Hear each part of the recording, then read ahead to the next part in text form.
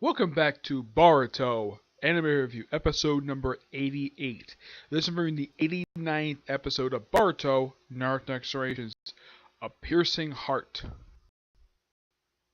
Yeah, that's the name of this episode. This episode is kind of, last week's episode I thought was beginning and end. Yeah, this is definitely it.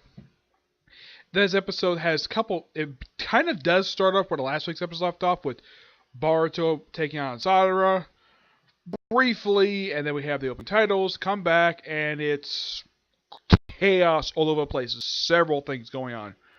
We have Mitsuki meeting up with one of the members of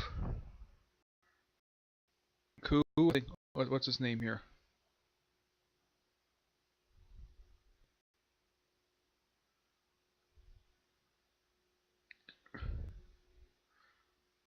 Yeah.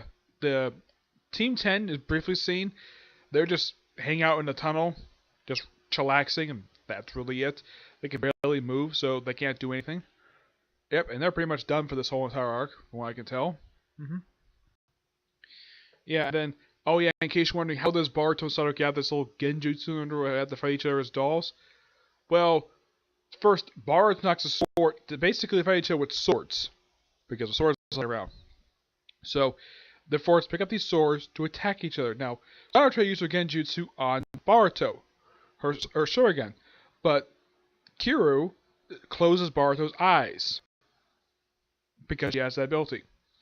They fight for a while, knock out of the hand, of course they slice each other up, and then Sadara basically uses genjutsu on herself with Sharingan, knocks herself, gets her out of it, and then she just uses release on Boruto. And of course they layered me up with Ku at the Kazakage, the Tazakage Palace, the mansion, Tazakage Mansion. And we see Mitsuki there. Of course, they do review in flashback. Like Mitsuki gives him a heart to like Bart to start explaining what the heck, like you understand how Mitsuki feels. Mitsuki is like tells him don't interfere. Of course, they've been trapped under like some rock stuff. He gives Ku this heart, and then he does something completely unexpected. But before I get to that, there's explosions going around the village. Well, there kind of is a reason for that, because the facility that was making these Anku, the facility was being destroyed. Yes, and Karasuchi, a woman who's missing past several episodes, somehow is freed, though she's explained some mass shinobi, Konohamaru, freed her from her cell. Even though we never saw this interaction on screen, maybe we'll see a flashback to this next week's episode. Probably. Either hopefully next week's episode or 2 weeks from now, we might get a chance to see this particular thing. Because I personally would love to see it. It's like, okay, like if she mentions, like, okay, how in the world she got out of her cell? Because last time she was seen, she was put in the cell. So it's a free chap Shinobi. And of course, before all this happened, we also have Sikidi, I think his name is. Yeah, he appeared a few episodes. Look, I have to look up his name on here.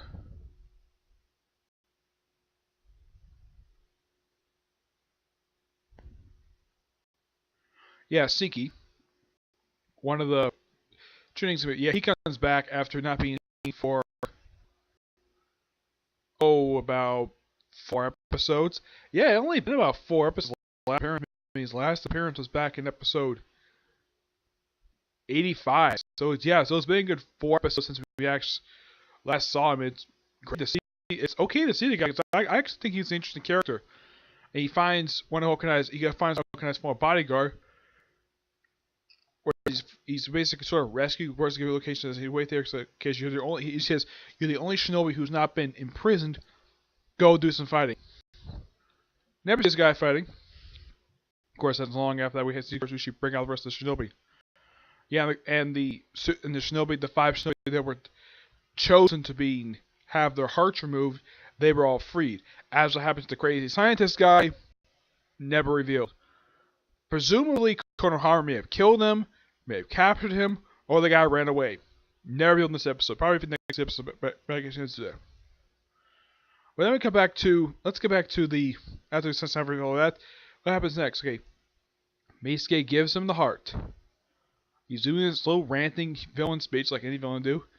And once he gets behind him, he takes his hand and stabs him right through the back, right where his heart's probably supposed to be. He's like, Mitsuke, why? And of course, showing a flashback that he knows that Konohamaru is the Master Shinobi. And apparently he does resent the fact that he kept the secret about who his parent is. Yeah, apparently he doesn't resent him. It's like, you and I always remember of Team 7. Okay. He's happy with that. It's like, I'll accept any punishment when we get back to the village. Okay, fine. Technically he didn't do anything wrong. Not really, no. As for why he's doing this is his own free will, as he explains it. And apparently he's been lying to the fabrications the whole time. And so, one of the fabrications, Saki, gets mad and is going to attack him. That battle happened next week's episode. Overall, fantastic episode. And for I think a lot of people who's been pulling through this arc very terribly, they're probably thinking, though, finally the arc is almost over. After this arc has been going on for seems like for quite a while. This arc is going to episode 71. This was kind of the prelude to it. So yeah, this arc is officially going on now for 19 episodes. Yeah, and it looks like that from the way these titles are going, look at the titles, it looks like it finally will be wrapped up into episode 91. So this arc is going to be 21 episodes. Roughly put, the longest arc of this entire anime. As for why in the world they decided to stretch it out for this long, I have no idea. This is going since, I'm thinking since August. Let's see. Yeah, I'm right. This arc is going on since freaking late August. This arc is officially going on now for 5 months. The way this arc is going, there's no reason why this mini arc, as they called it, should be this long. Because this arc has had problems due to pacing, the fact that a lot of shinobi are written to be very weak, and the fact it took 3 episodes to realize these people haven't eaten in 4 days. I mean, what the heck is the writer's problem? At least in the case of this arc, there was some good episodes like Misuke's arc, talking about feelings. That was a good episode. Probably the best episode of the entire arc, writing-wise. And it seems like, though, I would say for the past, let's see.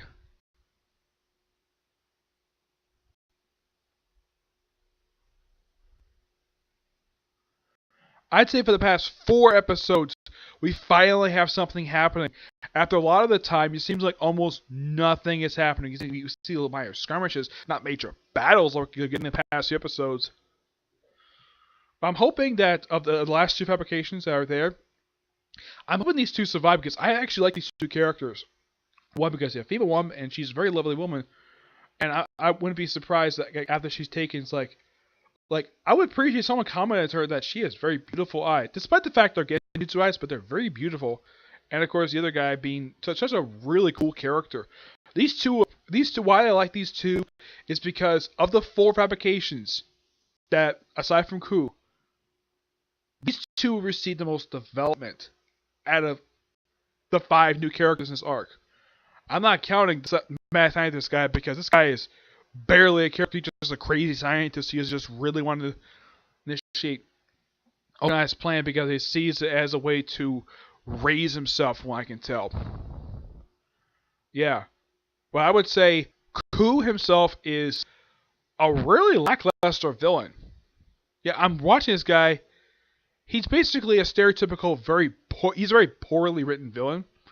Probably by far, out of all the villains seen in the entire Naruto franchise, he's probably by far the worst villain in the entire franchise so far. The guy's got a good look to him. His plan is okay. But stereotypical villains, they love ranting about their plans. For some reason. I have no idea why. that's what this show is, okay? So that's it for this particular review. I have about just a few more reviews planned for today. I have a comic corner, a review of New Chapter 7 Daily Sins. Yes, that was released, thank God, because it just seemed like almost every book I read, like One Piece, My Hero Academia, those two for some reason they released chapters in 2 weeks. No idea why. Yeah, so, and of course, I'm hoping to get a chance to do a review of Super Dragon Ball Heroes. Basically, get my thoughts on the stuff released so far.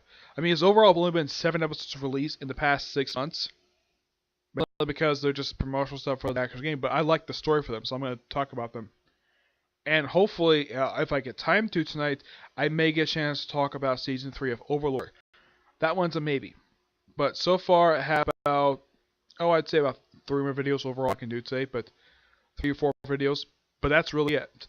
I mean, if I can push it, if I can get these videos done, I can basically put out about overall 9 videos. This is overall the 5th video I've done today. Yeah, but so far, recently, New Year's Day is probably the highest video output I put out in one day. It was 9 videos. Alright, so until we see next review, bye.